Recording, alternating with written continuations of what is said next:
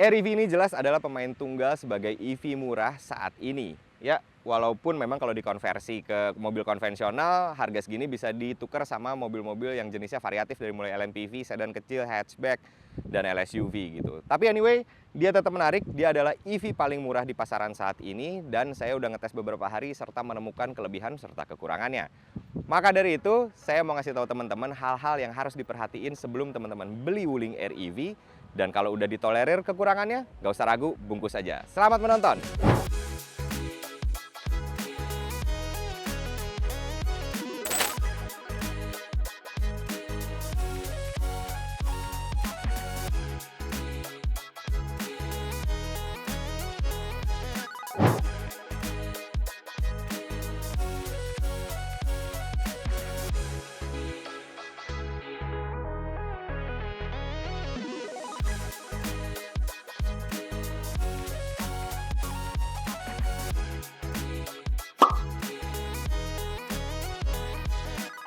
Hal pertama yang bakal teman-teman temuin ketika naik Wuling REV ini adalah posisi duduknya yang agak canggung.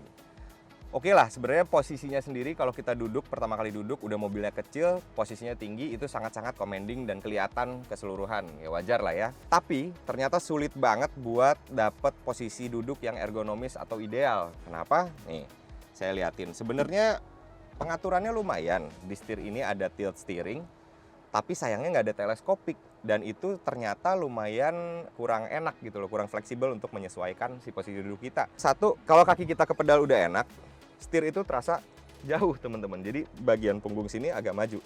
Mau dinaik turunin juga itu jujur aja saya nggak dapat posisi yang sangat ergonomis antara kejauhan ke setir atau kita megangnya di sebelah sini, yang mana tentunya megang setir sebelah sini nggak terlalu ideal teman-teman. Kayak nyetir Land Rover lama. Yang kedua adalah mungkin teman-teman harus memperhatikan tinggi badannya, karena saya 170 cm. Saya sendiri merasa bahwa di bagian kaki sini nggak terlalu support, alias bangku bawahnya itu cenderung kecil sementara bangku atasnya besar gitu loh. Jadi posisinya kalau buat postur tinggi itu agak jongkok bisa jadi, apalagi kalau udah 180 ke atas. Mungkin dia akan nyaman kalau tinggi kita tuh 170 ke bawah gitu loh. Pertanyaannya, apakah posisi mengemudi ini sangat mengganggu? Menurut saya pribadi sebenarnya karena ini konteksnya mobil dalam kota yang dipakainya nggak terlalu jauh dan nggak terlalu lama, harusnya itu nggak terlalu mengganggu sih buat saya. Tapi kalau misalnya lama, jauh, itu ya lumayan jadi kayak agak pegel juga sih karena posisi mengemudinya kurang ideal. Yang kedua adalah posisi tombol yang agak unik. Dan ada juga yang sedikit ganggu gitu loh teman-teman. Kalau ini sih sebenarnya lebih ke unik aja. Kalau teman-teman perhatiin di sini, tombol MID itu justru ada di sebelah kiri, sementara tombol audio sama voice command gitu ada di sebelah kanan. Nah itu kemungkinan besar ya dari asumsi saya adalah karena ini mobil tadinya setir kiri, yang mana tentunya ini juga berbeda ya, posisi MID pastinya di sebelah kiri, sementara posisi head unit itu sebelah kanan, makanya setelannya masih begini. Dan ini mungkin pas dikonversi itu nggak ikutan kebalik. Terus yang kedua adalah posisi nyalain lampu. Ini lucu juga nih. Kalau misalnya kita biasa nyalain lampu itu puternya kan ke depan ya. Nah kalau ini tuh ke belakang.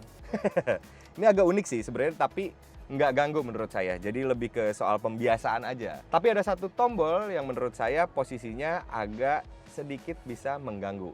Dan itu adalah di sebelah sini teman-teman.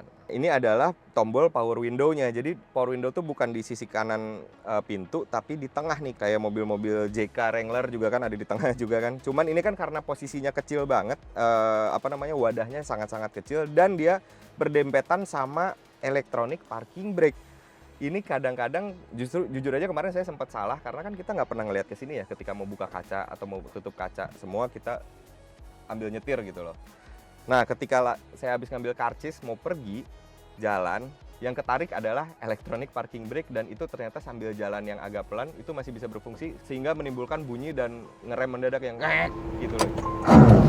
Mungkin hal kecil yang bisa kita adaptasi, cuman sebenarnya ini agak anomali dan pengoperasiannya kurang ideal aja gitu loh teman-teman. Bisa salah gitu loh. Yang ketiga itu adalah jangan lupa bahwa mobil ini adalah mobil perkotaan teman-teman.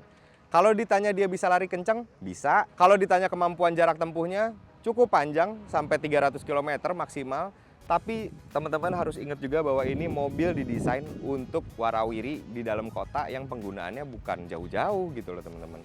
Kenapa saya harus bilang gitu? Karena ketika saya bawa di tol, dia sebenarnya mampu-mampu aja mau ke 100 km per jam, 108. Mungkin kemarin tuh top-topnya di sekitar segituan lah, 108 sampai 110 lah gitu. Itu pun di mode sport. Nah, tapi yang harus teman-teman perhatiin adalah kalau misalnya lagi jalan kencang seperti itu, terus anginnya cukup besar, itu memang mobil cukup terasa ada hambatan gitu loh. Kenapa? Karena wajar. Dia didesainnya bentuknya boxy, yang mana agak meninggi juga karena untuk bikin headroom di dalam itu cukup tinggi, sehingga nabrak anginnya tuh agak berasa gitu teman-teman. Alias aerodinamikanya memang ya pasti tidak optimal. Ya namanya mobil boxy begini wajar-wajar aja, K-Car juga akan begitu bisa jadi. Tapi yang juga teman-teman harus highlight adalah ketika lagi jalan kencang, kalau di jalannya lurus sih itu nggak masalah banget. Dia tetap stabil, mobilnya tetap ajak dan suspensinya tetap menyenangkan gitu. Tapi kalau bermanuver terlalu agresif, itu teman-teman harus hati-hati.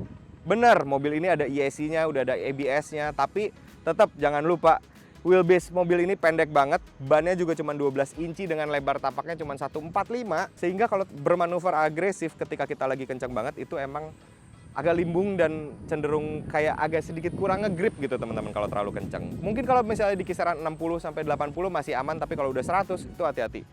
Jangan sembarangan bermanuver agresif. Tapi selain itu kalau kita kecepatannya normal-normal aja di bawah 100, ini mobil enak banget, stabil dan ajak.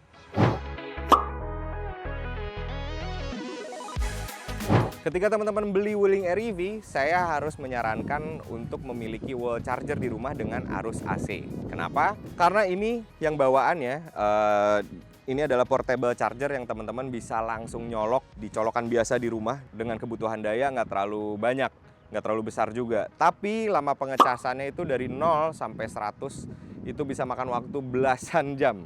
Yang mana itu udah nggak sesuai dengan jam tidur teman-teman. Sementara ini adalah converter ketika kita mau ngecharge dengan arus AC di SPKLU atau di wall charger. Jadi ini bisa memangkas waktu banyak, yaitu jadi 4 jam dari 0 sampai 100. Tapi memang si arus AC ini adalah titik maksimal si Wuling EV bisa di-charge dengan cepat. Jadi nggak ada DC fast charger, nggak bisa sejam 2 jam.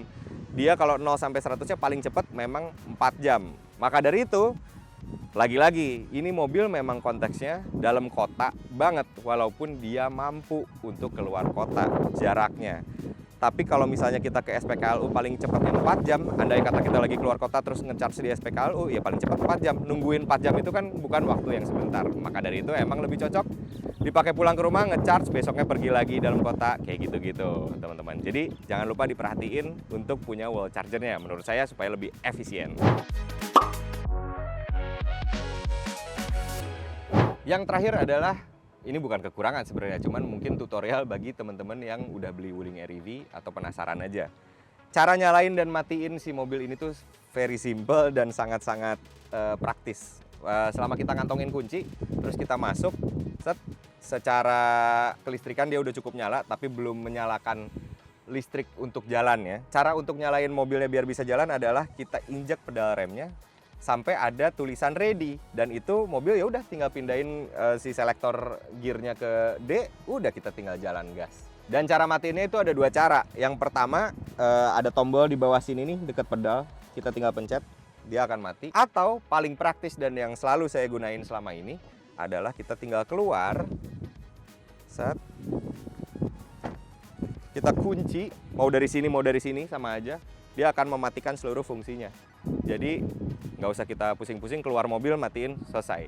Sisanya menurut saya mobil ini udah menarik banget teman-teman. Salah satu focal point yang dijual dari Wuling EV ini adalah dia bisa mengangkut 4 penumpang orang dewasa dengan proper. Ya lumayan lah gitu maksudnya untuk mobil sekecil ini. Duduknya cukup santai, cukup enak. Apalagi dengan headroomnya yang cukup tinggi teman-teman. Jadi itu salah satu focal point dan nilai jual si Wuling EV ini. Yang kedua adalah tentunya ya mobil listrik, dia hemat energi. Kalau biaya per kilometernya udah pasti jauh-jauh banget sama konversi bensin gitu. Itu jauhnya minta ampun. Baik teman-teman ngecas di rumah ataupun ngecas di SPKLU.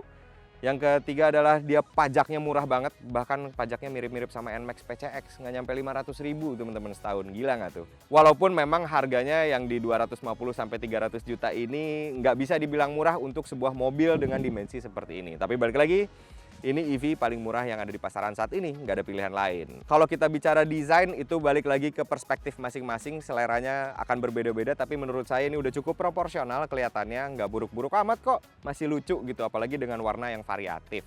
Tapi itu balik lagi ke selera teman-teman. Menurut teman-teman, kekurangan yang saya sebutin tadi dan kelebihannya gimana kira-kira? Bisa ditolerir apa enggak? Kalau misalnya bisa ditolerir, nggak usah ragu, bungkus aja. Thank you udah nonton Autofun Indonesia. Saya Helmi Afriandi pamit. Ciao.